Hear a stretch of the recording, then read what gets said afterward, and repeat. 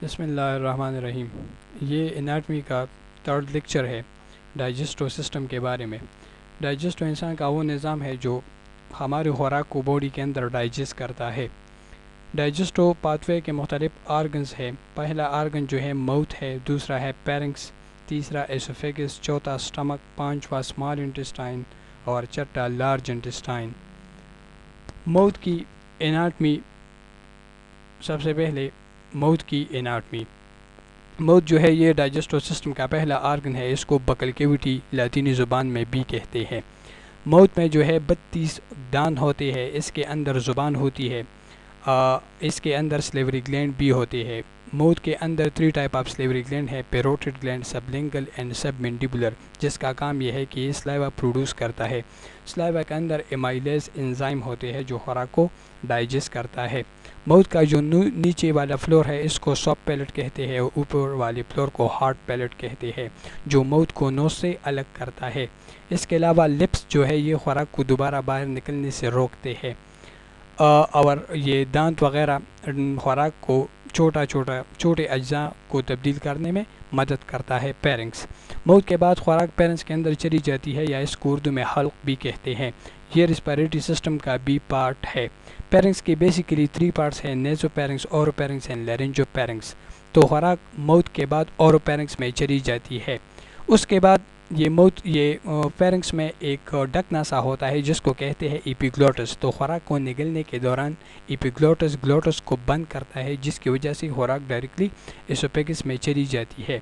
Oesophagus کو food pipe یا خوراک کی نالی بھی کہتے ہیں۔ ایسوفیگس کو اگر آپ دیکھیں یہ 10 سینٹی میٹر لانگ ٹیوب ہے، اور اس کا کام یہ ہے کہ یہ خوراک کو پیرنکس سے اسٹمک کی طرف لے آتی ہے۔ ایسوفیگس میں ایک پروسیس ہوتا ہے جس کو پیرسٹالسس کہتے ہیں، اور اس پیرسٹالسس پروسیس کے دوران یہ خوراک کو ریتمک کنٹرکشن اور ریلیکسیشن کے ذریعے نیچے اسٹمک کی طرف لے آتی ہے۔ ایسوفیگس کے لاسٹ اینڈ پر ایک اسپینکٹر موجود ہوتا ہے جس کو کارڈک اسپینکٹر کہتے ہیں، اور اس کا کام یہ ہے کہ یہ اسٹمک اور ایسوفیگس کے انوائرمنٹ کو ایک دوسرے سے الگ رکھتی ہے۔ اس کے علاوہ جب خوراک ایک دفعہ اسٹمک کے اندر چلی جاتی ہے تو یہ دوبارہ ایسوفیگس کی طرف نہیں آتی۔ اسٹمک کے جو ہے اس کے بیسک پارٹس ہے۔ پہلا پارٹ ہے کارڈک اسپینکٹر، یہ ایسوفیگس اور اسٹمک کے درمیان ایک اسپینکٹر کے طور پر کام کرتی ہے۔ اس کے علاوہ اس کا جو ڈوم شیپ آرگن ہے، گنبد نما، اس کو پنڈس کہتے ہیں، اور نیچے والے حصے کو باڈی کہا جاتا ہے، جس کے اندر پروٹون پمپس ہوتے ہیں جو کہ گیسٹرک جوس ریلیز کرتا ہے۔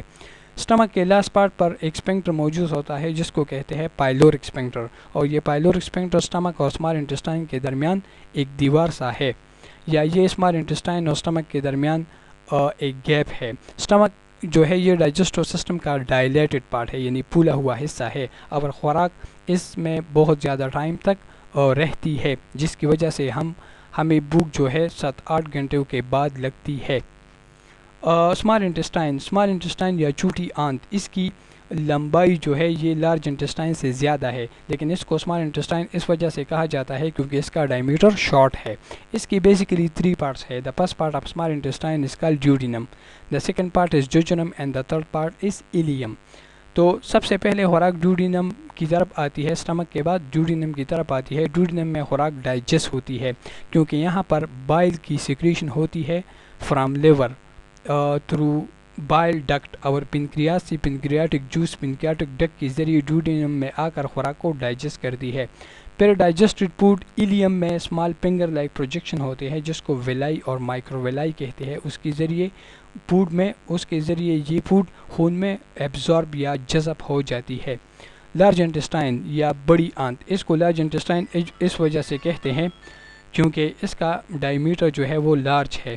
اس کے علاوہ اس کے پایو پارٹس ہے، ascending colon, descending colon, transverse colon, sigmoid colon, caecum and appendix. Appendix کا ہمارے ڈائجسٹو سسٹم میں کوئی خاص کام نہیں ہے، صرف یہ ڈائجیشن کے دوران ٹاکسک پروڈکٹ کو سٹور کرتا ہے، جس کے بعد سرجیکلی اس کو ریموو کیا جاتا ہے۔ لارج انٹسٹائن کا کام یہ ہے کہ یہ خوراک سے الیکٹرولائٹس اور پانی کو ایبزارب کر کے اس کو ویسٹ میٹیریل میں تبدیل کرتا ہے، پھر یہ سیکم میں سٹور ہوتا ہے اور پھر باڈی سے ریلیز ہوتا ہے۔ اس کے بارے میں اگر کوئی کویشچن ہو تو آپ کمنٹ میں کر سکتے ہو۔